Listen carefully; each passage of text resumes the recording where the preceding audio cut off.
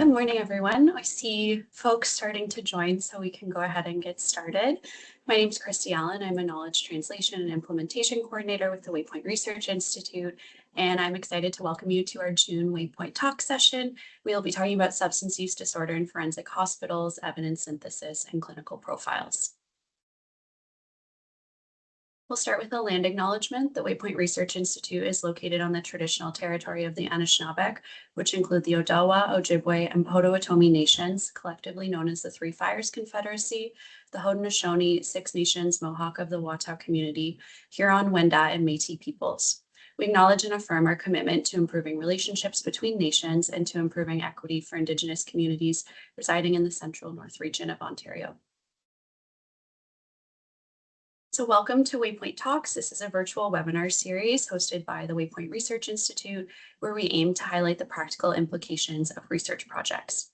We also have a complementary series around building your research toolkit, where we aim to highlight best practices used in mental health research, quality improvement, and program implementation. These events are open to all who are interested in learning about emerging research, best practices, and clinical innovation. Just a few housekeeping notes. So this is hosted as a Teams webinar. And I know our speaker today is kind of presenting on a few different topics. So we're going to encourage you to use the chat box and Q&A function throughout. We'll come back to those questions at the end during the dedicated Q&A section. We will have the recording and slides available post-event on the Waypoint Research Institute website. And we do ask that you complete our post-event survey. This helps us inform future Waypoint Talks events.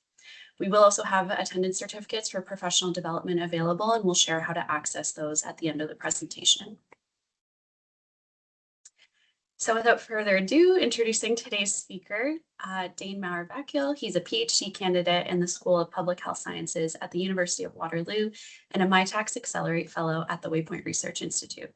He holds a Bachelor of Kinesiology and Master of Science in Health Science Services Research, both from the University of Toronto.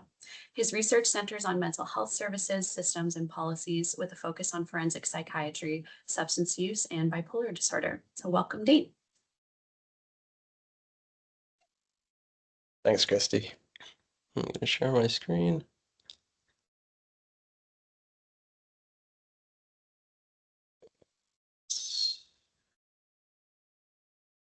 This into full screen.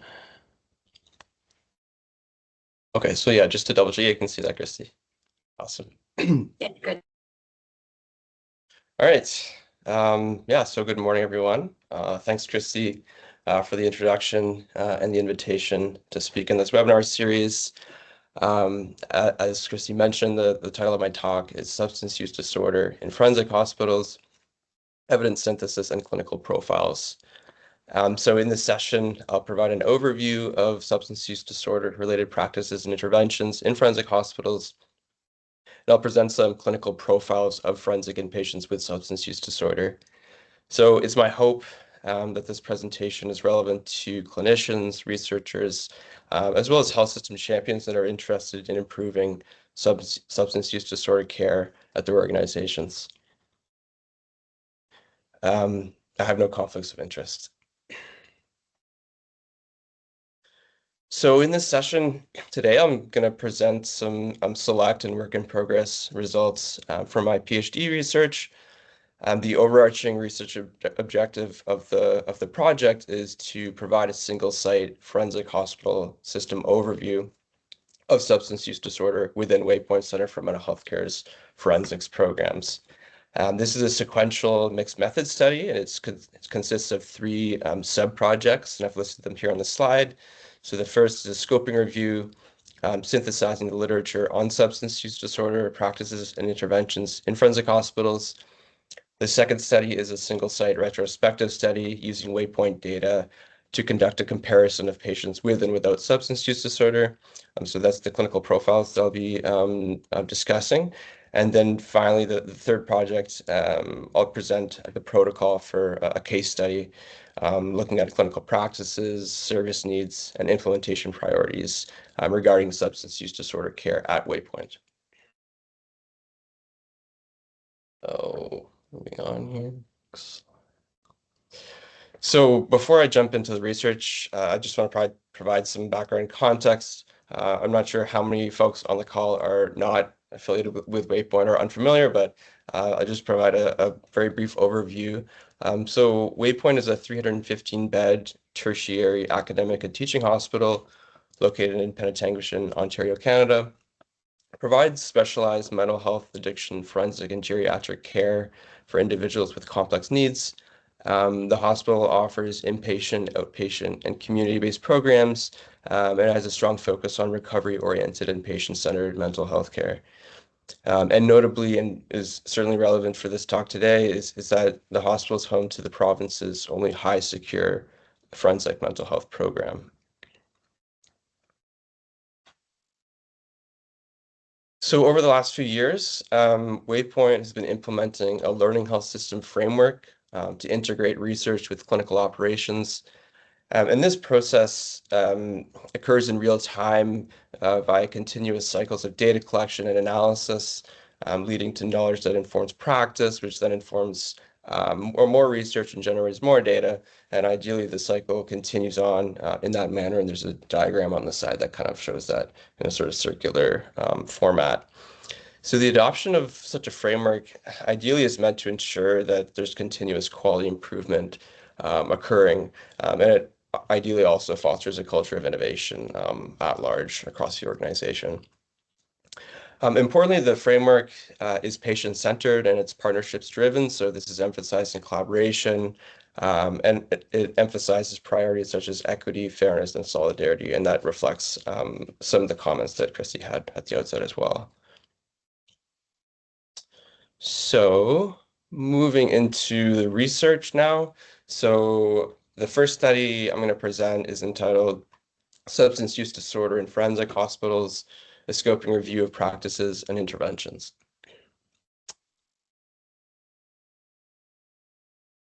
So just some background and context to begin. So individuals with concurrent mental health and substance use disorders are disproportionately represented in criminal justice and forensic mental health systems.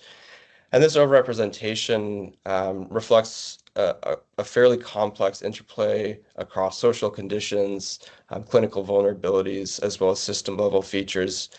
And so factors such as impulsivity, exposure to trauma, and antisocial behaviors are associated with an elevated risk of aggression and violent behavior in some individuals with concurrent disorders. And I underlined some to just emphasize that it's some, it's not all or any sort of broad statement like that. However, substance use does typically act as an exacerbating factor that interacts with psychiatric symptoms, social stressors, and situational risks.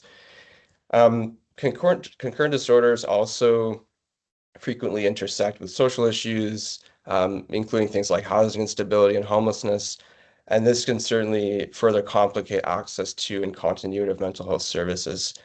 And so it's important to kind of understand that these precarious living conditions also reduce engagement with mental health services, certainly out in the community, and can increase the likelihood of contact with police. So just to continue on with some more background here, there's been previous meta-analyses that have shown that the odds of committing an offense is greater for those who use substances compared to those who do not.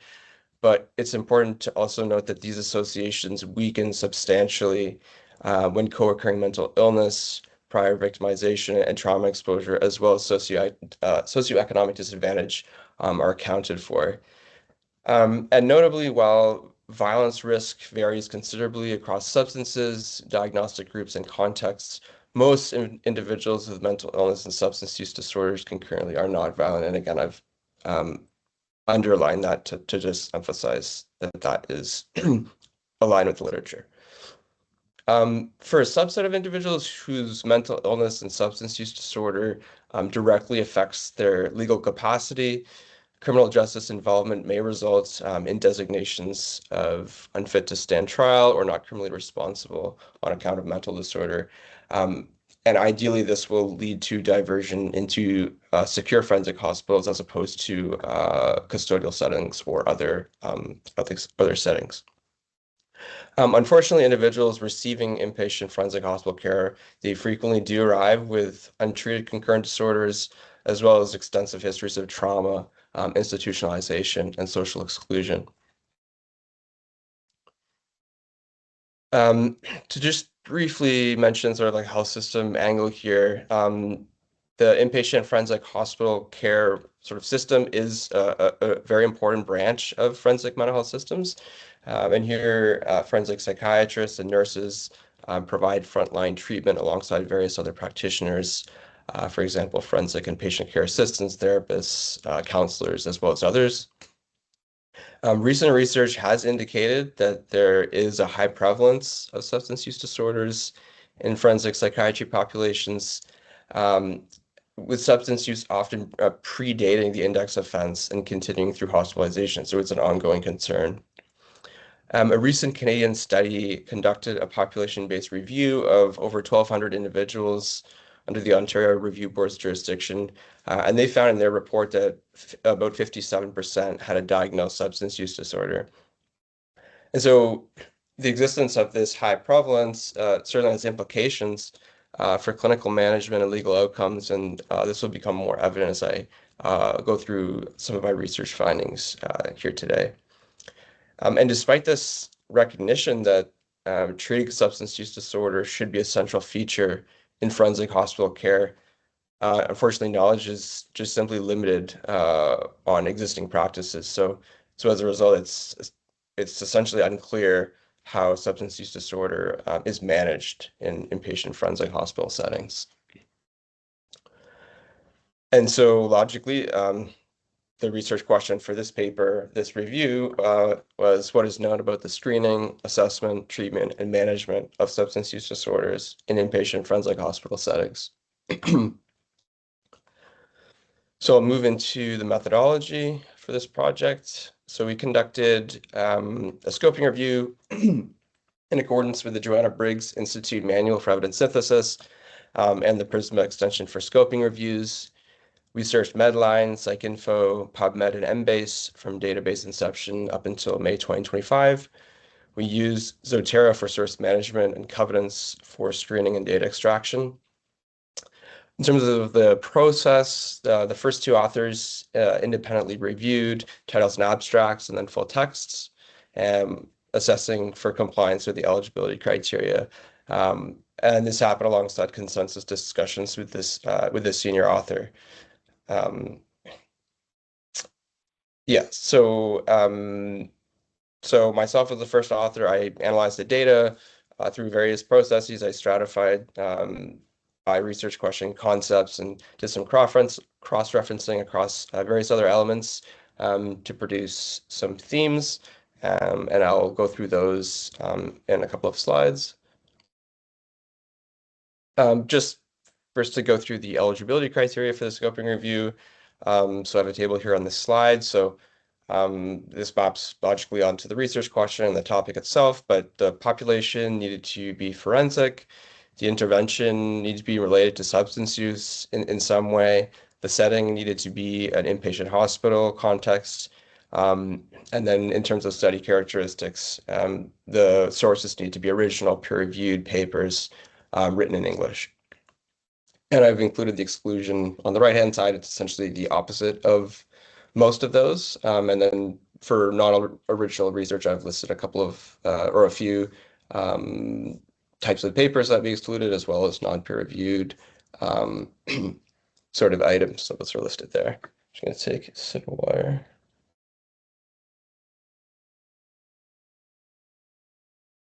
Okay. So here's the Prisma flow diagram. I'm not going to read over this in detail, but just to demonstrate that we took a rigorous process with this. We started with 6,257 sources, and then through various stages, we came to 49 included articles. You can see that at the very bottom here. So moving into some of the results. So this table here summarizes some of the key study characteristics from the included studies. So publication dates range from 1995 to 2024. and most of the research was produced after 2010. So this is a reasonably sort of recently developing literature. In terms of jurisdiction, the majority came out of the United Kingdom. I also saw some literature from Canada, which is good. Literature from Germany, Australia, Sweden, the Netherlands, and the United States. 36 of the 49 studies had a quantitative study design, and the most common here we saw was cross-sectional observational studies. There were 8 qualitative studies and 5 mixed method studies as well.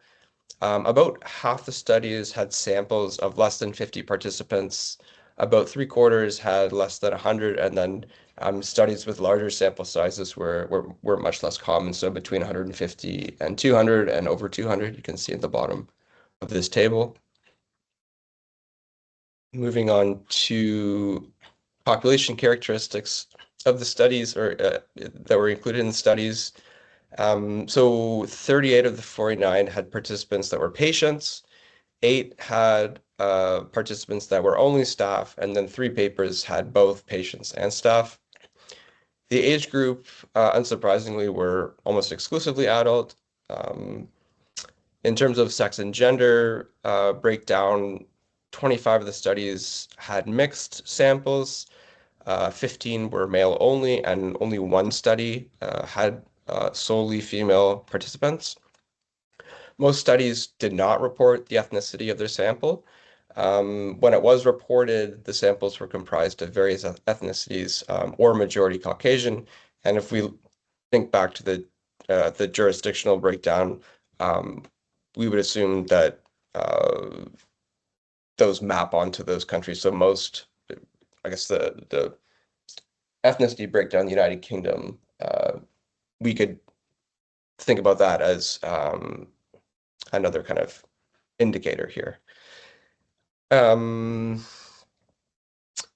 unsurprisingly, psychotic disorders and comorbidities of substance use disorders and personality disorders were indicated as the most common diagnoses of the participants when they were patients in these studies. And finally, the institution security level was indicated in 16 studies as high, 15 as medium, and 2 as low. A combination of security levels were indicated in 8 of the studies, and a couple of the studies just did not provide any of this type of information. So moving into my sort of thematic analysis of the included sources. So substance use disorder prevalence was the first category, and this was estimated and operationalized in 3 main ways. So firstly, this was done through patient-level history or diagnoses, using standardized assessments or medical chart review. Second, by urine drug screening. And thirdly, by questionnaires and surveys that captures staff perceptions or perspectives. A high burden of substance use and psychiatric comorbidity was a very consistent finding across these studies that quantified this patient-level substance use disorder prevalence and substance use history. Notably, these prevalence estimates did vary quite a lot by the measurement approach that was taken in the studies. So these included things like structured diagnostic interviews, clinician ratings and standardized scales, self-report screening tools, as well as routine clinical assessments. And these findings suggest that most patients do report a lifetime substance use,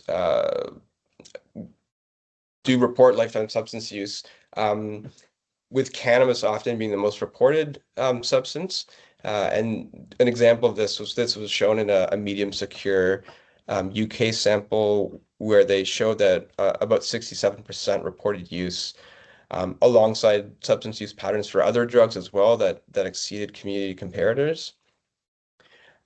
Across the studies that used urine drug screening to estimate in-hospital substance use, we saw that positivity rates were highly contingent on the testing practice that was taken. So, for example, a major factor at play here was whether the testing was random or risk-based.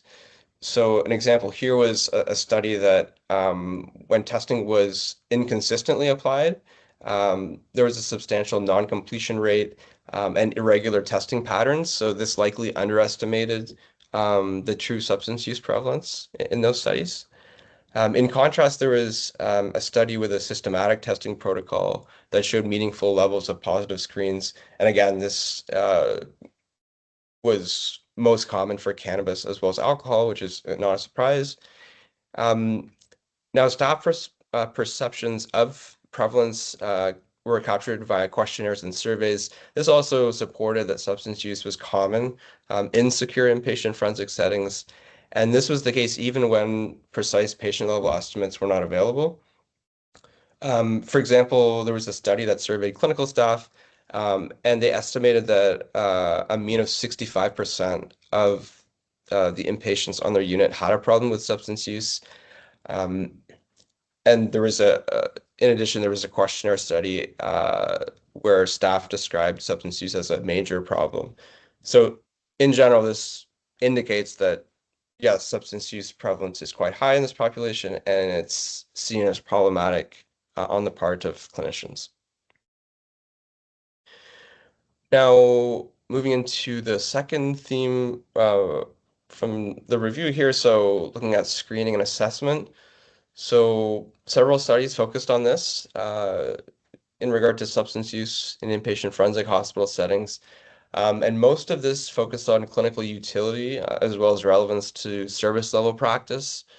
So there was literature that focused on tool psychometric properties and clinical utility, spanning across brief screeners and dependency measures, personality and trait-based measures, and structured instruments for characterizing severity, knowledge, confidence, self-esteem, motivation, and relapse prevention skills.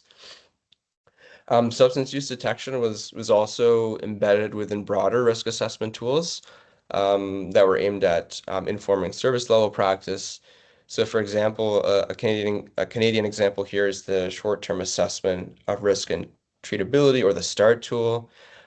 This showed uh, reasonably strong inter-rater reliability and in some cases predictive validity um, in regard to substance use, but uh, substance use specific prediction was actually not consistently supported in the literature.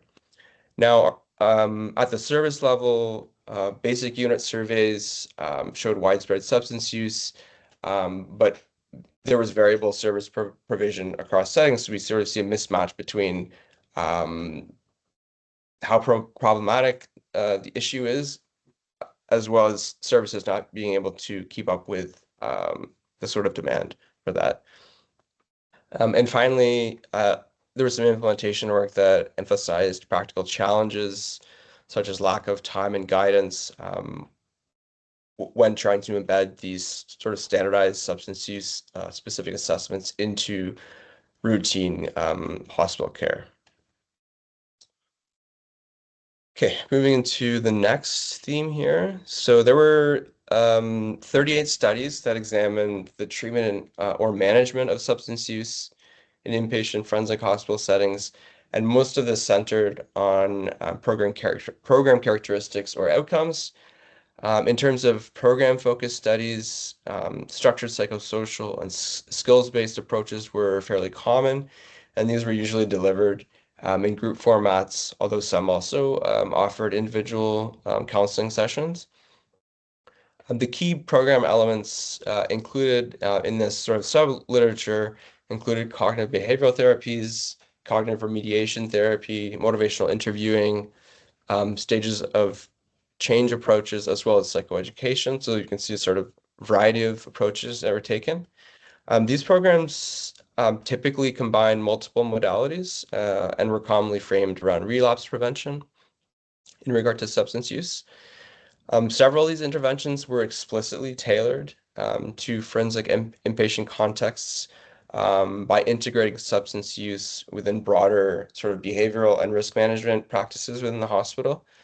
So these included values-based approaches, skills for managing emotions and urges, and behavioral regulation techniques. In terms of the evidence base for looking at the effectiveness of these sort of programs, the literature showed that this is a fairly kind of mixed results when it comes to this. It's and a lot of the studies are often limited by fairly small sample sizes and predominantly uncontrolled pre-post designs. Um, so the literature's a bit premature in this area. Some of the outcomes were, or most of the outcomes were sort of at the intermediate level. So looking at things like readiness to change, substance-related knowledge and skill acquisition, and confidence to resist substance use. Program acceptability and satisfaction were generally high in this subliterature, and this showed that patient engagement as a central theme was reasonably high across various studies, and they also reported on program attendance and retention.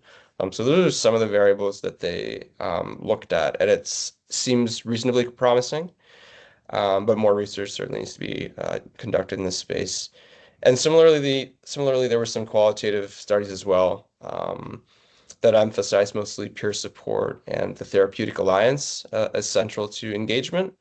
And this was particularly the case when treatment explicitly acknowledged the complexity of dual diagnosis in these settings. Um, the findings uh, the findings were mixed, I think, at best, when there were objective substance use specific outcomes available.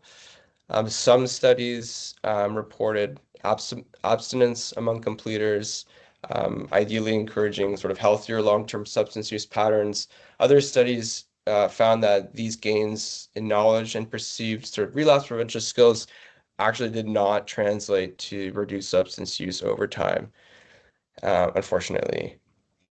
And finally, some of these qualitative studies also reinforced some of the perceived benefits. So some of those intermediate variables that I mentioned just a couple of seconds ago, things like increased awareness, um, social and coping skills, value-based goal setting, and the positive impact of group work. So in general, this literature is quite minimal, but there's some signals of efficacy, but um, it's difficult to make strong conclusions from these subset of studies. And now moving into the final theme from our review here is staff perspectives and attitudes. So several studies did examine the perspectives of staff and their attitudes towards substance use, their patients, as well as related service provision in inpatient forensic hospital settings. A prominent finding arising from these studies was perceived workforce capability gaps in delivering substance use care. And even among qualified staff, substance use training was oftentimes described as inadequate, alongside expressed sentiments of uncertainty about best practices in day-to-day clinical operations. Relatedly, there was a study that drew on a sample of forensic nurses, and this study showed that essentially their attitudes towards their patients with problematic substance use was deemed as suboptimal, and this sort of reinforces the need for further training that targets substance use knowledge. Um, Now, at the service level, staff described heavy reliance on written protocols and safety procedures, safety and security procedures, but with limited variability in how substance use was actually perceived and the orientation of unit policies. So these predominantly being abstinence versus harm minimization. In terms of workforce issues, these also reflected broader system constraints. So, for example, in one study, staff reported limited treatment options as well as weak linkages to community mental health services. And this sort of the impact this had on staff kind of made them, I guess, consider that what they can actually the services that they can actually provide in the hospital was quite narrow, and there were feasibility issues with what they could actually do on a day-to-day basis. Another persistent theme across this subset of studies is that substance use care in these specialized settings created sort of like relational strain between patients and clinicians. And this was articulated in the literature as a sort of a tension between control-oriented practices and therapeutic objectives. Um, Staff described concerns that in-hospital substance use certainly undermined mental health treatment and service operations. And there was certainly worry about the negative impacts of this on the therapeutic alliance. And there was some qualitative literature here that suggested things like intrusive practices, like strip searches, could further damage or weaken the therapeutic relationship. Um, and finally, probably the one of the most concerning aspects of this subliterature, at least from my perspective, was that stigma may also constitute an issue in this context. And in one study, patients with a history of amphetamine or opiate use were actually labeled by their clinicians as drug seeking. And so that is obviously not a good thing. So moving into the significance and implications of these findings. So across the included studies, the estimated prevalence of substance use disorder in forensic hospitals varied quite a lot depending on how it was defined and assessed.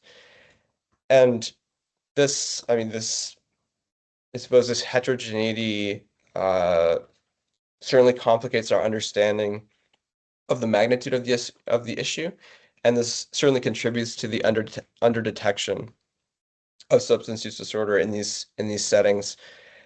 And there's certainly response bias, obscure symptomatology and psychometric limitations that are also simultaneously complicating clinicians' ability to correctly identify substance use disorder in this population. And so this underdiagnosis certainly presents a concern in forensic mental health at large, and for the purpose of this presentation in the hospital context. Um, if if substance use disorder isn't accurately detected, it's certainly less likely that it's going to be considered as a criminogenic need and integrated properly into risk assessment and treatment planning. And so this sort of underdiagnosis issue is pertinent, and it's also been clearly shown in Canadian literature. So in a sample of 491 forensic inpatients with major mental illness, 61% met the diagnostic criteria for co-occurring substance use disorder, yet only 19% were actually formally diagnosed with both conditions.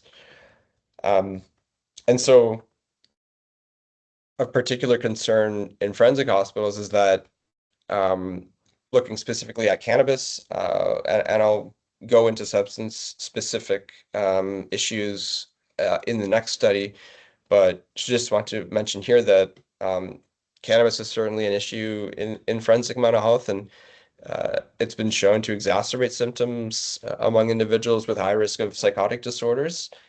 Um, so I'll get into that a little bit later. Now, while most inpatient forensic hospital settings require complete abstinence from substances, there were select anecdotes in the North American context that suggests that in hospital substance use is quite common, particularly in lower secure settings. So these would be settings where patients have temporary community release privileges, and I would assume that substances are brought in from the community into the hospital, which is certainly problematic. Now, notably, substance use among forensic inpatients is also associated with worse illness trajectories and challenges with community reintegration because of poor medication compliance, as well as high rates of hospital readmissions. And then this is certainly compounded by a lack of access to social supports, particularly when certain patients are out on community release privileges. Now, next, from sort of more like programmatic perspective, so tying back into the different programs that are offered in forensic hospitals, and uh, going back to sort of some of that mixed results, I suppose. It's what we can glean from this is that it's essentially unclear what actually works in this context. So this treatment literature, it shows sort of general acceptability and some improvement in those intermediary outcomes. But again, there's mixed results when it comes to substance use specific outcomes over time, and those are certainly important variables and factors to measure. So more research is needed there as well. Um, I mean, we'd suggest that this intervention study evidence base it represents certainly just one aspect of a much larger, fragmented forensic mental health services landscape. And the dominance of group-based psychosocial models in the forensic literature, it seems to stand in contrast with the wider dual diagnosis literature, which supports the use of various approaches. So things like group counseling, contingency management, residential dual diagnosis treatment, um, where these outside of the forensic mental health context and dual diagnosis do show promising effects on those important longer term substance use outcomes. So, taken together, the evidence suggests that forensic hospitals are likely drawing, if at all, on a fairly narrow subset of intervention research findings that have demonstrated utility in other settings. Um, and finally, there's this lack of longitudinal studies in this literature tying back to the substance use outcomes. Without those data, it's really unclear the proportion of forensic inpatients who relapse to problematic substance use post-discharge. Of course, as with any study, there's limitations to declare. So firstly, we excluded studies that were published in languages other than English. And so this partly helps explain the sort of narrow geographic coverage of the included studies, mostly UK, some European, and then a little bit of North American literature.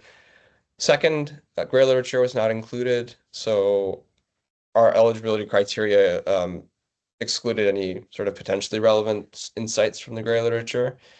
And finally, we did not conduct a quality assessment of the included studies, and this is in alignment with scoping review guidelines.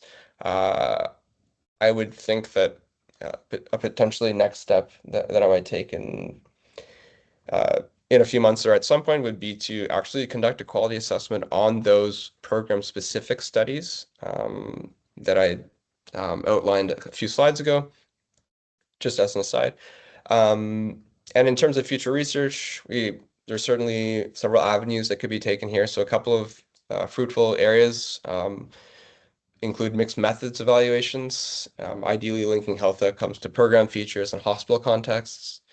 Work employing substance use disorder diagnostic classifications, so DSM or ICD codes. Ideally, this would be disaggregated by substance type, and I've started some of that work in the next study that I'll share in a few minutes. And finally, we'd suggest qualitative research also be conducted in this space. So, um, the patient-provider relationship findings that I articulated a couple of minutes ago, I think some qualitative work in that area would certainly help us gain insight, particularly into those sort of strain relationships within the therapeutic alliance. And um, it would be good to know if situations that are strained in that manner have a deleterious impact on quality of care. From a health services research standpoint, that would be really important to know. Um, and of course,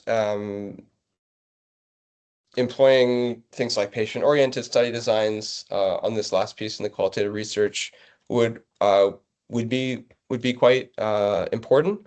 And so, meaningfully involving patients in the research process um, could certainly yield critical information that could be useful for improving forensic mental health services and informing future research priorities. So in conclusion, for this first study here, the scoping review mapped what is known about the literature on the screening, assessment, treatment, and management of substance use disorders in inpatient forensic hospital settings.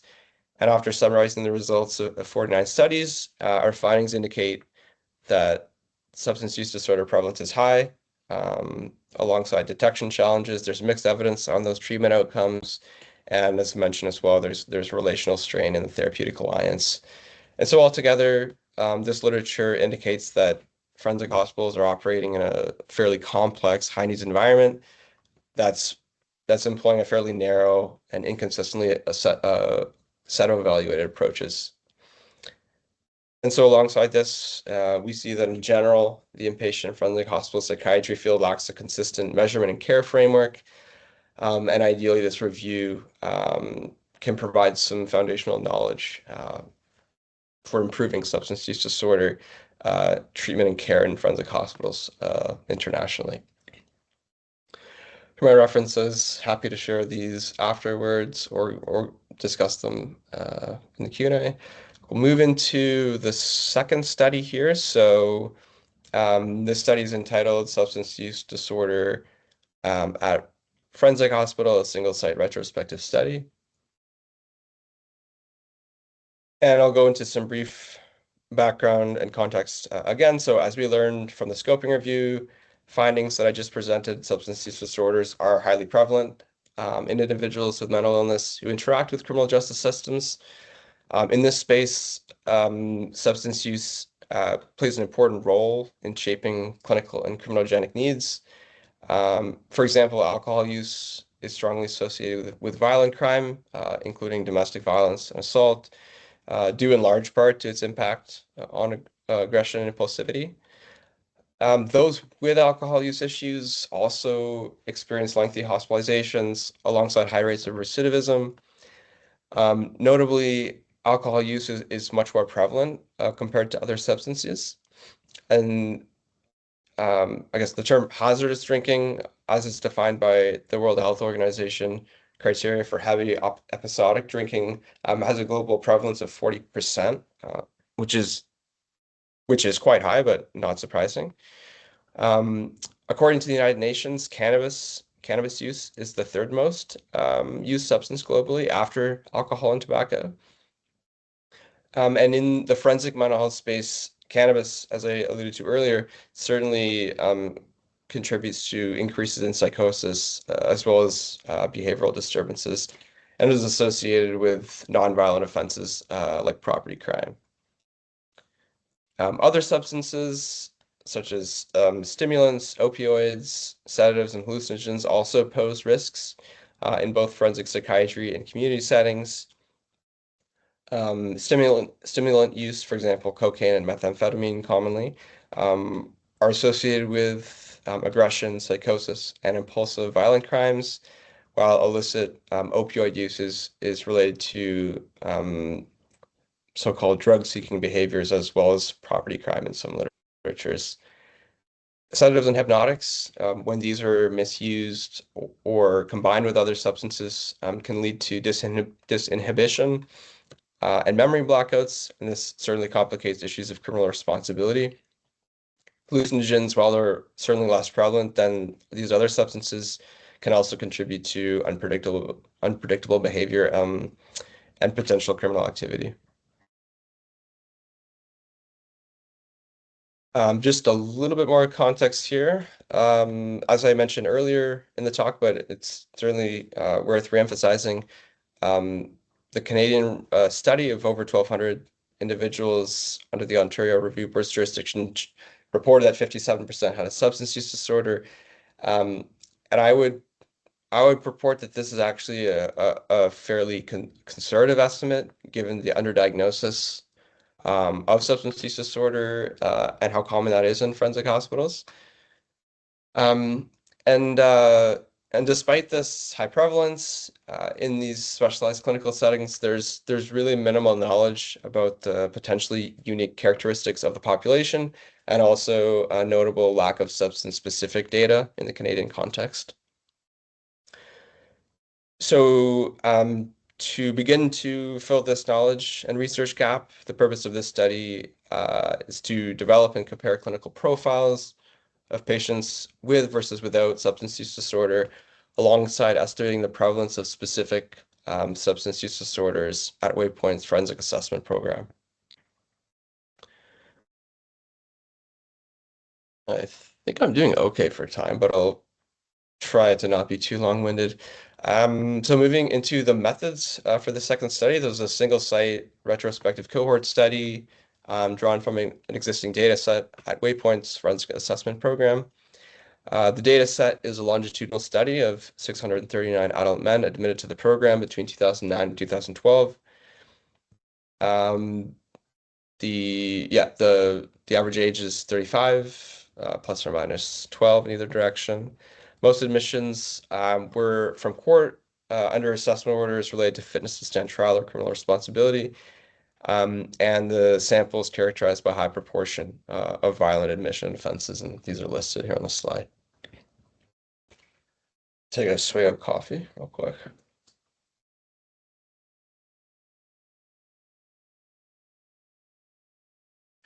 Okay.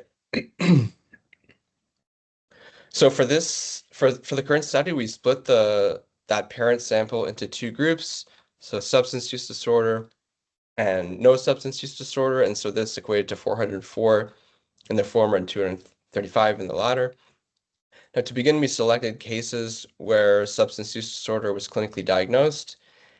We then supplemented this group with cases where documented chart evidence showed fulfillment of DSM criteria for substance use disorder, but which were not officially diagnosed as such.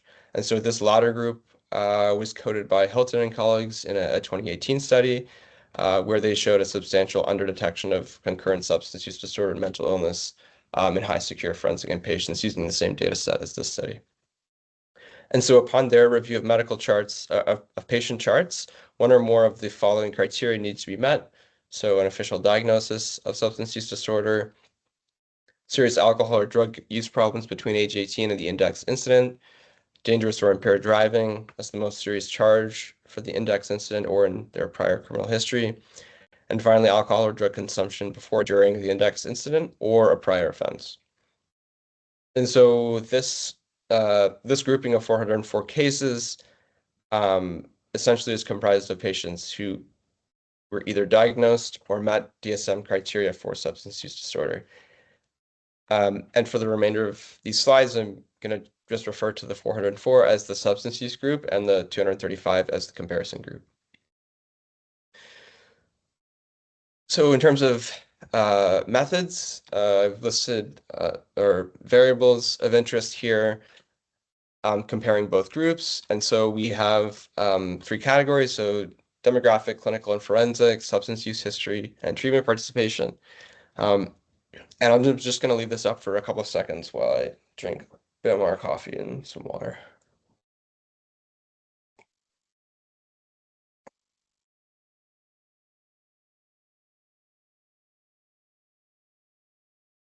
Okay.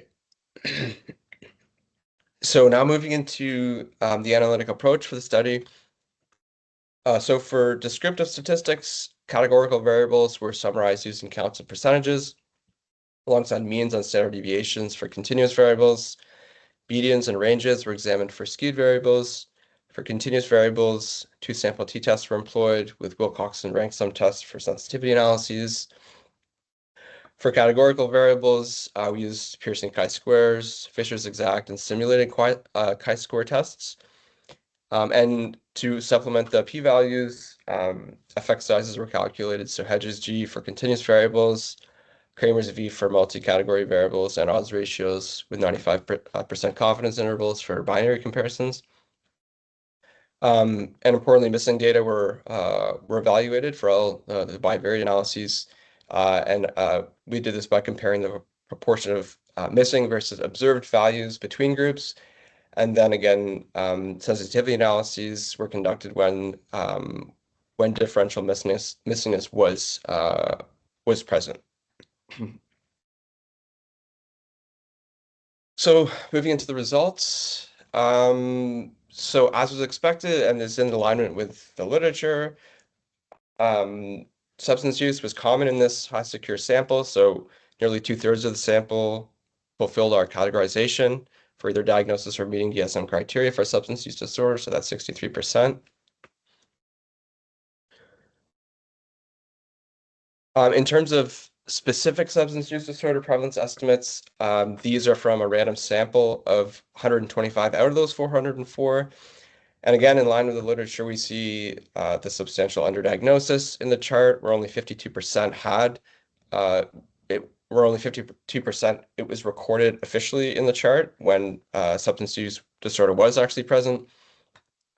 The substance-specific prevalence estimates are here in the table, and we can see alcohol, tobacco, and cannabis are in the top three, so 83%, 66, and 59% respectively. And we also learned that polysubstance use was quite common, so 67% had polysubstance use, and I'm just calculated that without taking into account tobacco. So taking into account tobacco, it would likely be much higher. I would estimate maybe close to 90% or even up to 95%. And I've also listed the prescription drugs that were misused the most in this subsample. Okay, so now back to the clinical profile sort of comparison. So within the demographic, clinical, and forensic variables, education and marital status showed the clearest group differences. For education, patients in the substance use group were more likely to have less than high school, while the comparison group was relatively more likely to have post-secondary education. And you can see here in the stacked bar chart of the observed cases, green is post-secondary, orange is high school, and blue is less than high school. In terms of marital status, the substance use group had a greater proportion of previously partnered or separated patients, whereas the comparison group had a greater proportion who were single. And in this single category, this consists of patients who had not dated nor lived with a partner as an adult.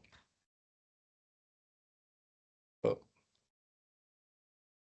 okay. Length of stay showed a bit of a mixed pattern. So the substance use group had longer stays when just looking at the mean, so the 82 versus 51 days. The difference here is likely quite modest. So, and I should note that this was influenced by several long stay outliers. So we need to look at this with caution. The other demographic, clinical, and forensic variables didn't show strong evidence of meaningful between group differences, although we did see that the odds of prior psychiatric admissions were 34% higher in the substance use group, which isn't particularly surprising. Notably, the odds of missing data were higher in the comparison group for this category of variables. Now, moving into some of the substance use specific variables, the age of onset of drug use was significantly different across groups. I was earlier in the substance use group with a mean of 13.9 versus the comparison group with a mean of 15.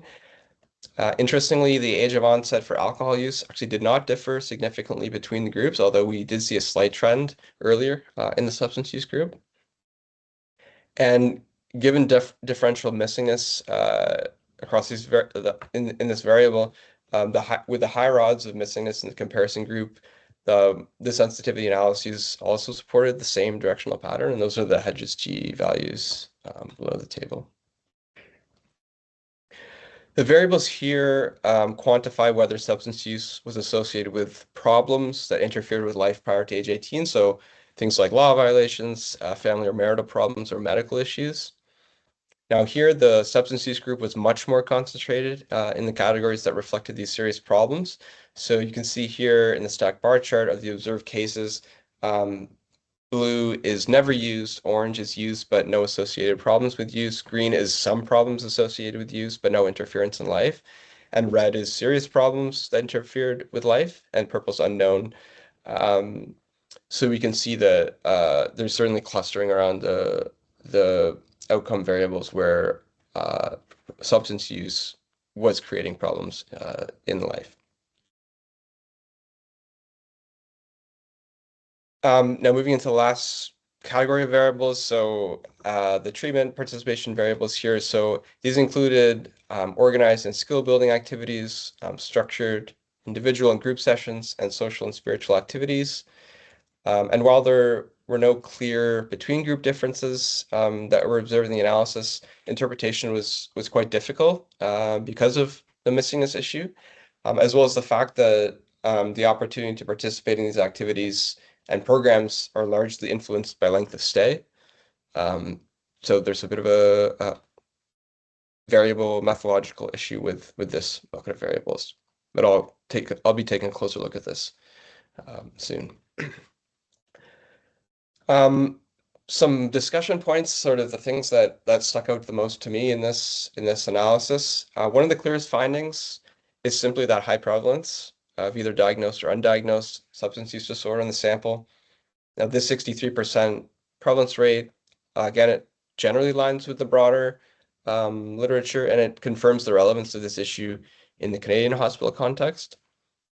Importantly, the finding also reinforces that substance use disorder is not sort of like a secondary issue in this space. It's for many patients, it appears to be part of the sort of core clinical profile, and it certainly intersects with psychiatric symptoms and will play a role in treatment planning and eventual discharge readiness for patients. Now, also the preliminary substance-specific prevalence estimates that I showed, again, these align, generally speaking, with the literature, for at least the rates for alcohol, tobacco, and cannabis. But it's important to also consider that these reflect data from back between 2009 and 2012, so it's somewhat dated. I would I would think that the alcohol and tobacco data are similar, that cannabis would be uh, quite more inflated if the data was collected today, as well as amphetamine, stimulants, and opioids also showing higher rates. And it's important to kind of think this through because substance use patterns certainly shift over time with changes in things like drug availability, drug toxicity, of course, prescribing practices, as well as broader social sort of conditions. So these data they're informative, but they also need to be interpreted with caution, and it certainly can't be viewed as a sort of comprehensive reflection of the current forensic hospital landscape, but does provide some hints as to what could be occurring. Another important finding here is that just over half of the random specific substance use sample that I showed um, had that official diagnosis documented in the chart. So this is consistent with the underdiagnosis issue that we've discussed earlier, and it also shows up in the literature. Um, so from a clinical perspective, this certainly matters because what's not diagnosed is likely not going to be incorporated in a wholesome way in sort of treatment planning and discharge readiness. The group differences in relation to education and marital status are also notable, and so those in the substance use group are more likely to have lower education, and those in the comparison group were more likely to be single. So the education finding is certainly clinically important because lower attainment it may reflect early life adversity, pardon me, cognitive or learning disabilities, social marginalization, or, and of course, early substance use itself as items that could be interfering with these developmental milestones. And this has implications on the treatment side, certainly, like for example, if individual counseling and group-based programs aren't adapted adequately to different literacy levels and learning needs, it could be assumed that those interventions would be somewhat less effective. So the coupling of those needs need to be kind of matched. In terms of the marital status is a little bit more challenging to interpret, at least from these data. The fact that the comparison group was more likely to be single, it seems sort of counterintuitive, and so looking into that in a bit more detail would be fruitful. Ideally, qualitative work would be best suited to get at that level of granularity. It may reflect potential differences in social functioning and relationship dynamics, um, and or the destabilizing effects of substance use on relationships over time as well. It may be that those in the previously partnered or separated category is actually capturing a different type of social trajectory where it could be that individuals had relationships that were then later disrupted by illness, substance use, and or legal issues. So without sort of overstating that finding, it suggests that those social history characteristics are worth looking into in more detail. A few other points here. So I think it's reasonable to conclude that there's broad social and developmental factors at play in this population. That problematic substance use in adolescence is a fairly strong early warning sign that could indicate patient complexity in adulthood in the forensic space. And this, I think, is one of the most important findings from this analysis. The strong differences did not appear in the offense type, medication compliance, or even more general clinical variables back from in that table where I showed that first category. Rather, the clearest differences again are more on the developmental and social side of things.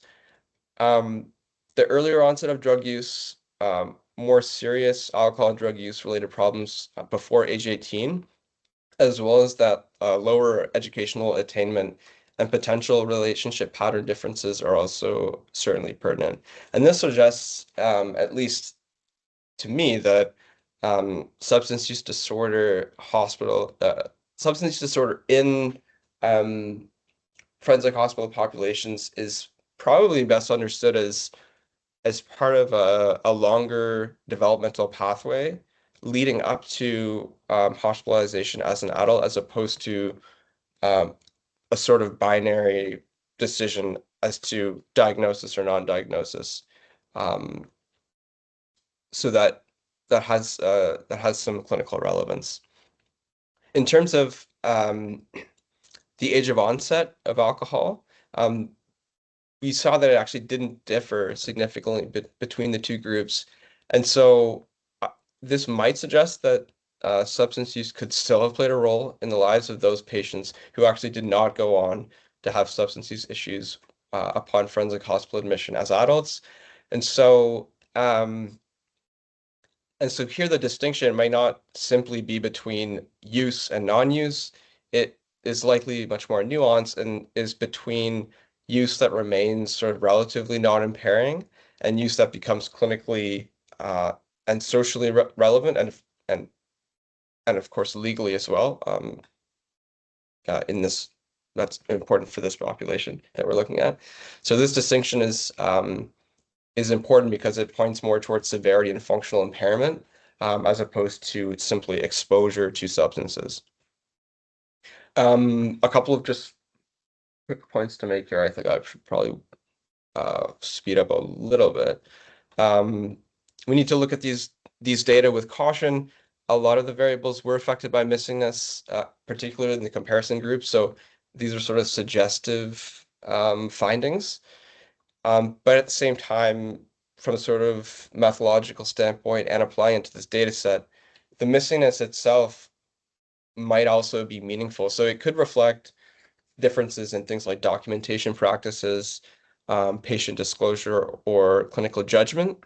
And so while the missing data limit the strength of some of the findings, particularly the treatment, the programmatic variables, I would argue that it reinforces the importance of improving the screening and assessment of substance use disorder practices in these settings, and that actually aligns back with the second theme from the scoping review. So there could be a bit of a signal there as well. Okay. A few other points here. So these findings support the need for a more rigorous and systematic identification of substance use disorder at hospital admission. If it's as common as our data suggests and in alignment with the literature, and if some of the strongest factors at play are related to early substance use history, then I would argue that structured screening processes are especially important, ideally in the primary care setting, geared at, I would think, adolescents prior to any sort of further health issues or criminal or legal issues. In terms of looking at the system level, the results highlight the sort of urgency to move beyond this sort of one-size-fits-all programming approach toward a more individualized, patient-centered model, and it provides a rationale for the development of a substance use specific treatment pathway. And I'm going to talk about that in a little bit of detail in a couple of slides. Finally, future research should use large administrative data sets to look at post-discharge health outcomes. So that would be a good area to go. So in conclusion, substance use prevalence is high in this subsample. The clearest differences in the clinical profile were social and developmental, particularly early substance use history. The findings suggest that substance-informed assessment and more individualized treatment planning should be a priority in these specialized settings. The results can be leveraged to inform the development of a forensic hospital-specific substance use disorder treatment pathway. And finally, it's my hope that these research findings will be immediately relevant to clinical operations and care at Waypoint in support of implementation standards for addiction. Again, my references. I think I'm doing okay for time. Yeah. This third study here is just a protocol, so I won't have a lot of remarks here, but I'm just going to present the plan for this study, which comes after the first two, obviously. The study is entitled Substance Use Disorder Care in a Forensic Hospital, Case Study of Clinical Practice, Service Needs, and Implementation Priorities. Research objectives are threefold. So firstly, to describe existing substance use disorder screening, assessment, diagnosis, treatment, and management practices, Waypoint.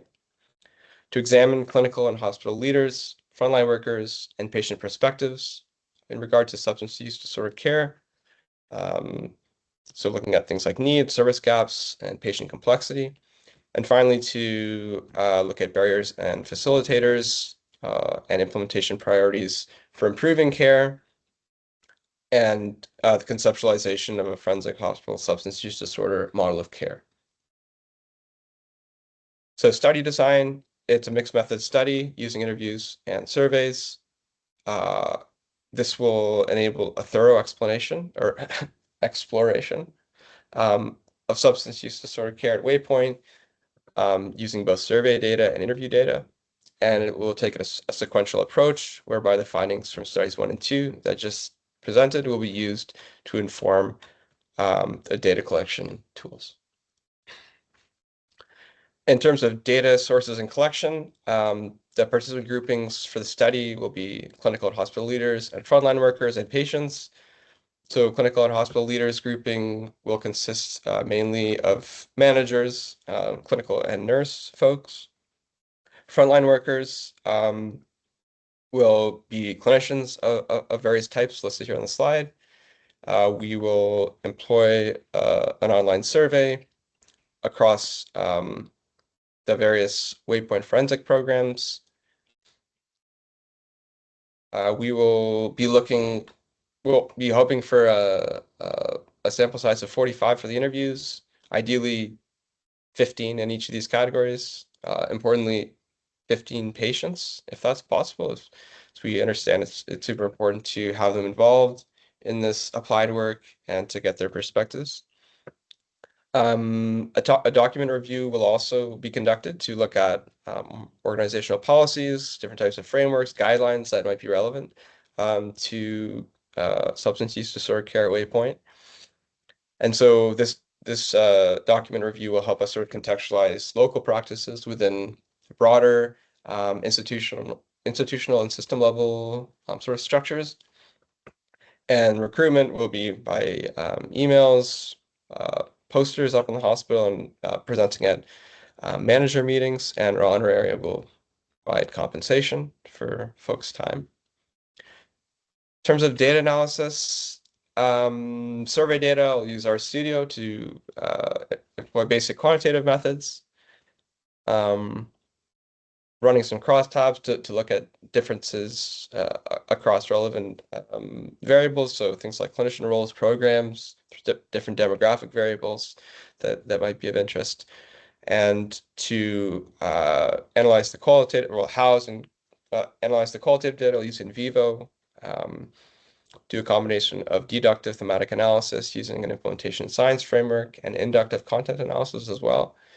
The CFR may be used to sort of help identify barriers and enablers using an implementation science framework. They have various levels in this. It's a fairly well-known and well-cited framework. May also use that framework for to guide my document review. Okay, it's a lot of talking. Importantly, I want to acknowledge my mentors and collaborators at the drug lab at the University of Waterloo, in the School of Public Health Sciences, and folks at Waypoint Research Institute. So Jeff Bardwell, Marco Remus, and Aaron Pereira from the University of Waterloo, Christopher Canning, Bernard LaFolle, and Zoe Hilton from Waypoint Research Institute. And to acknowledge that we're grateful for funding from CIHR, SSHRC, and MyTax for this work.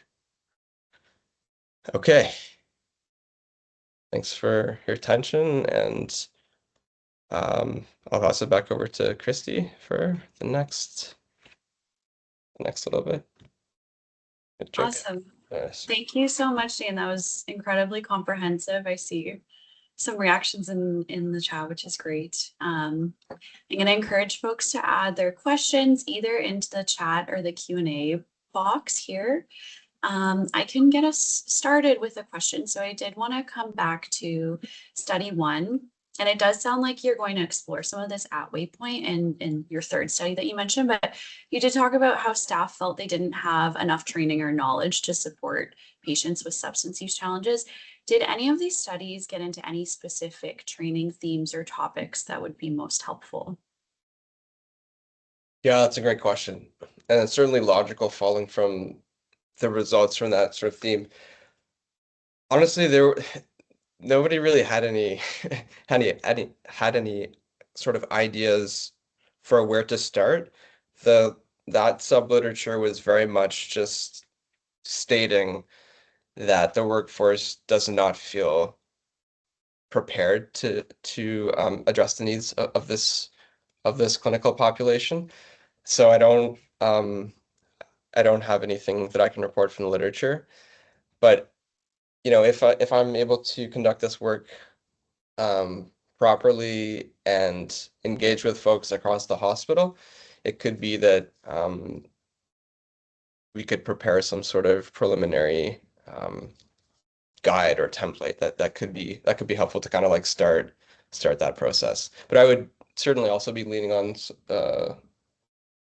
my mentors and collaborators on the clinical side of things to sort of translate what this literature is saying to like English for people in the real world. And so, yeah, I don't really have a good answer, but that's what I think. Totally fair. Thank you.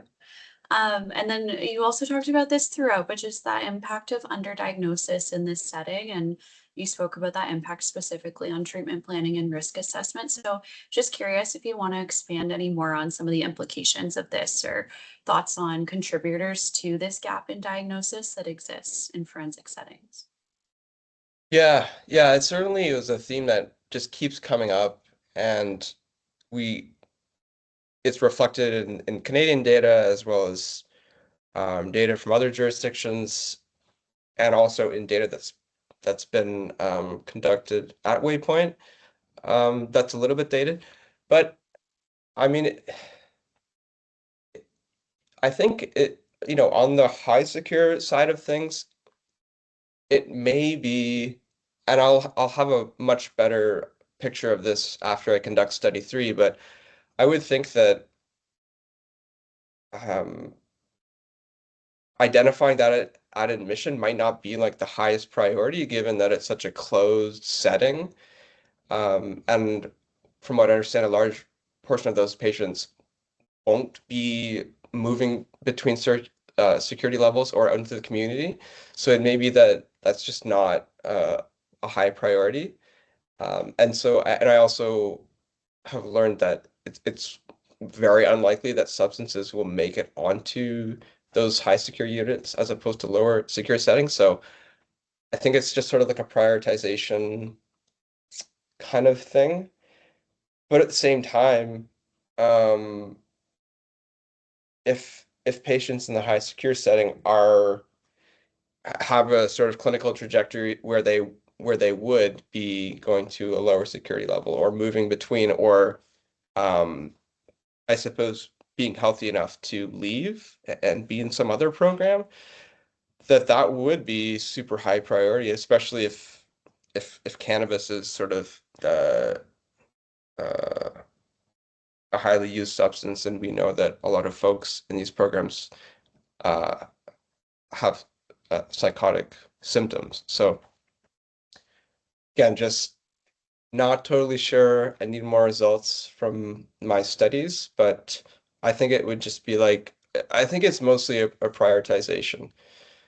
But if the focus is also on like the regional side of things at Waypoint, then that's where it's probably most important to have that documented properly at admission. So those are just some scattered thoughts. No, that's great. Thank you. I'm not seeing any other questions coming in right now, so perhaps I'll end with one last question here. Um, you expanded on this already, but in study 2, you did talk about substance use disorder as a longer developmental pathway, and that seems to tie into many intersectional vulnerabilities. So just curious, how can this understanding of substance use as a developmental pathway inform treatment and support in forensic mental health settings? Yeah, I think it's, as I think I alluded to, I think that's one of the clearest findings from that analysis. Um, I mean, it's super clinically important. If the clinician doesn't have a good sense of um, the patient's life in the I don't know the 5 to 7 years before they were admitted, it's gonna be very difficult to address their needs. And we know that there's super complex needs, and um, there's those intersection across all those sort of complex variables. I mean, to me, that's like essential to know at admission. And hopefully the clinical profile study can help with that process. And another thing that comes to mind is if we had a I don't know how to say this kind of nicely. If we had a better primary care system that was set up, um, that plays into this subsystem as well. And ideally, services are not super fragmented and siloed and all those things. So if there's even really basic screening in primary care, particularly for adolescents, then and if that information can be conveyed, I don't know, electronically in some efficient way to hospitals, then that helps kind of create like a sub data set that a clinician can then use to inform treatment for these folks. So again, sort of scattered thoughts on that, but yeah, we need a better healthcare system. So Totally fair. Thank you. And yeah, sounds like lots to learn from study 3. And I think I can say we're all looking forward to learning more. So thank you so much. This was great. I encourage you to reach out to Dana if you have any other questions, but we have one quick closing slide and then we'll let you go.